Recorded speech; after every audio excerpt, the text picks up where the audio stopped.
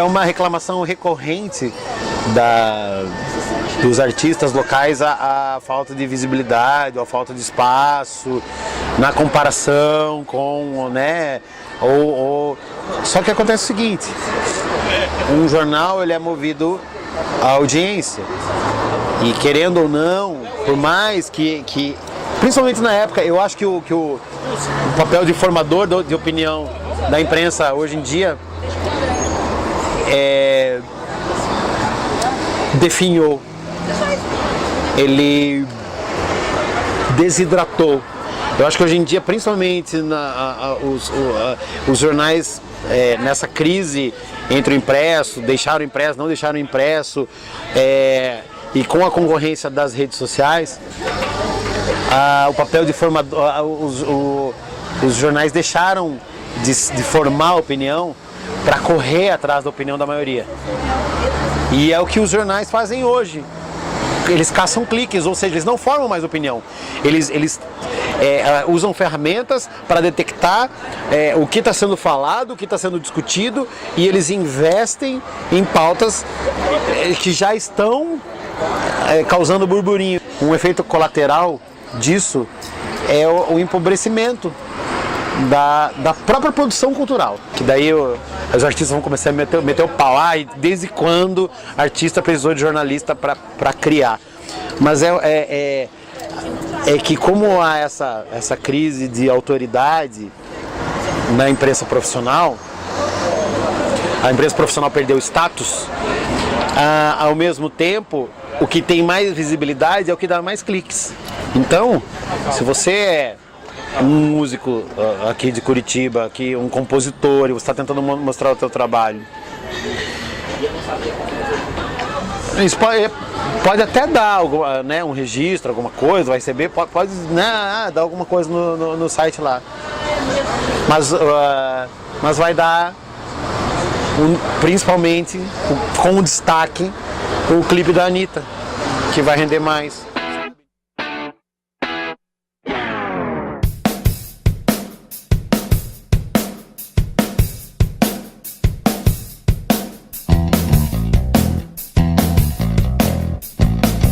Fiquei no estado de 99 a 2004 e entrei na Gazeta em 2004. Se não me falha a memória, em novembro de 2004 entrei na Gazeta.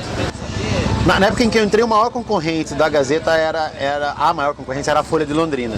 A Folha de Londrina, nos anos 90, ela estava muito forte. Ela tinha mudado a sede para Curitiba, tinha mudado inclusive o nome para Folha do Paraná. Dá para dizer que os maiores concorrentes da Gazeta eram a Folha de Londrina e a Tribuna. E o Estado menos, o Estado já estava numa fase mais decadente e ele tinha uma pecha meio também de instrumento político, a mesma que a Gazeta também já tinha na época. E a Gazeta era gigante, né? Ainda é o maior, mas naquela época era muito maior, né? Eu peguei assim ainda a Gazeta muito, muito, muito relevante, muito influente, e também aí a decadência do impresso, né? Que culminou na opção por permanecer só digital.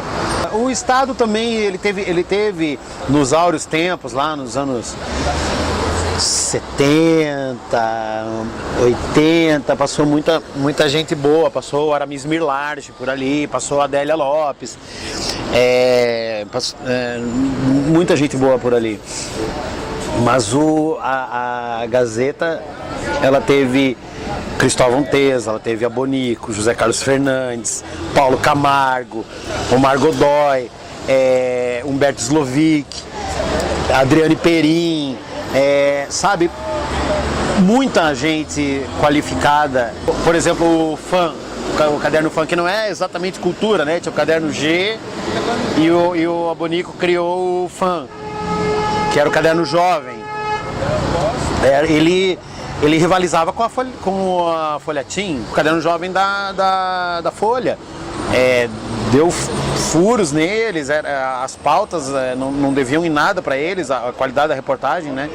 Então havia muito mais espaço, investimento e mão de obra. O almanaque, na época em que eu trabalhei lá no estado do Paraná, ele era o patinho feio.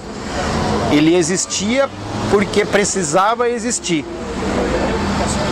Porque o Mussa, não sei se era por culpa dele ou do Paulo Pimentel, ou quem, falecido Mussa, que embora fosse um jornalista brilhante, ele não dava muita bola para a cultura. Ele achava que o mais importante era o hard news, era o dia a dia e política, economia, né? A cultura era meio patinho feio no estado do Paraná. Tanto é que o período em que eu trabalhei lá, o máximo que teve na equipe foram 2 pessoas. Quando eu era editor, daí era difícil fazer muito conteúdo próprio, sabe? Aí eu pegava mais, requentava a release ou pegava matéria de agência para preencher o espaço. Quando eu era repórter ainda conseguia produzir alguma coisa. Pouca, porque o espaço era irrisório, né? O jornal não valorizava a cultura. Na verdade, eu acho que isso é meio quase que generalizado, né? Na imprensa, assim. Era basicamente só eu. E além disso,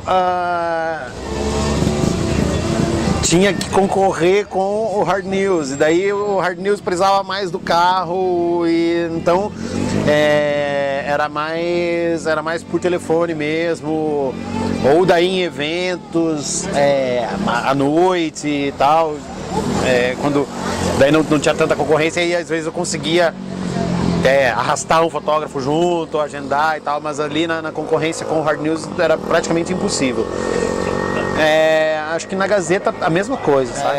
Mas eu acho que era mais difícil no estado por ser sozinho, assim, ter que dar um jeito de, né, e ainda que com pouca coisa para preencher, pouco espaço, tal, era muito detalhe, e aí você tinha que o horóscopo saía no almanaque, daí tinha que esperar chegar o horóscopo não chegava, daí tinha que ligar para cobrar o cara, daí era uma foto que dava errado, daí, sabe? Então a pressão, a tensão, acho que no estado, por ser um exército de um homem só, assim, era maior.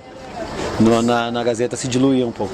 As gravadoras, numa época, mandavam muito jabá, né? Mandavam muitos presentes, mandavam muitas... E você, dependendo da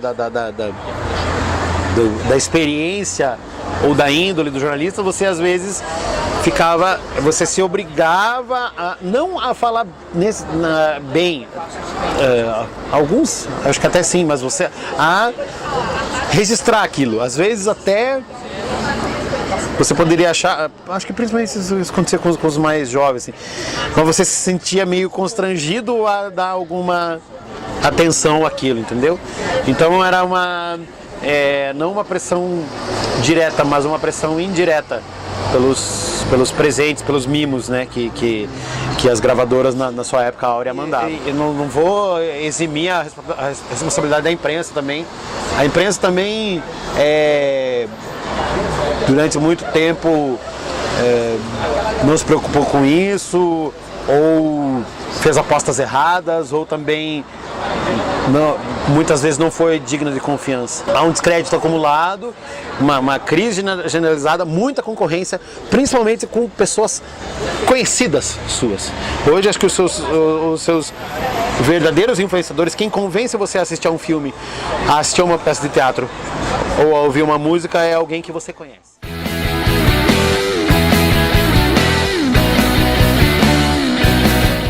Eu acho que em Curitiba isso já há muito tempo. E eu tô falando isso como alguém que tem uma banda cover. E que já teve experiências com músicas com música autoral. De uma maneira geral, não há a mínima curiosidade do público. Não há a mínima curiosidade artística, não há o mínimo, talvez seja exagero, mas há em guetos, só na cena e em geral pelo círculo mais próximo dos músicos, com um agravante. Muitos dos músicos e que reclamam que os seus shows não têm público, também não prestigiam os shows de outros músicos. Eles reclamam que ninguém vai no show deles, mas eles mesmos... O Fábio Elias vive falando isso. Ele vive choramingando no Facebook disso aí. Porque você reclama que não vai ninguém, mas quando você sai de casa? Quando foi a última vez que você saiu de casa? Quando foi a última vez que você teve curiosidade para ouvir uma banda nova? A ironia disso é que, assim, eu tenho uma banda cover que vai fazer 12 anos no final do mês. A gente se dedica ao longo desse tempo a uma máquina do tempo, o DeLorean é uma máquina do tempo, a gente tenta reviver sucessos de uma banda de flashback, que a gente faz 80, 90 e 2000, trilhas de filmes. Os nossos shows, cara, lotam. Faz 12 anos a gente toca no Claymore para 2.000 pessoas. Porque a gente toca, e há um interesse, mas assim, são músicas super conhecidas. Eu até também faço um meia-culpa, porque eu, hoje em dia, ainda mais que eu não estou mais na imprensa, não estou mais trabalhando com cultura na imprensa, eu também raramente vou ver bandas autorais que eu não conheço. Eu também faço um meia-culpa, também prefiro ouvir ao vivo bandas e músicas que eu já gosto. O duro é que o risco disso é você ficar cada vez mais na sua bolha, né? Nós estamos criando nossas próprias bolhas e nos empobrecendo, eu acho, sabe? E isso vai agravando a curiosidade artística. Você fica cada vez mais na sua bolha, conversando com gente que gosta do que você gosta, se retroalimentando, sem dar espaço ou oportunidade, e muito pelo contrário, às vezes hostilizando pessoas que gostam de outras coisas ou que pensam diferente, ou que e aí você fica encapsulado, o que acaba resultando na hiper especialização, compartimentalização da arte, né? Você, não, eu vou fazer death metal com influências da salsa e só isso, e o meu público vai ser esse, vai ser tipo... Sim, acho que você pode ter, mas e a riqueza, né, da música? E nesse ponto, nesse aspecto, os artistas e os jornalistas estão na mesma barca furada. Tateando para tentar recuperar a relevância e o status que um dia tiveram.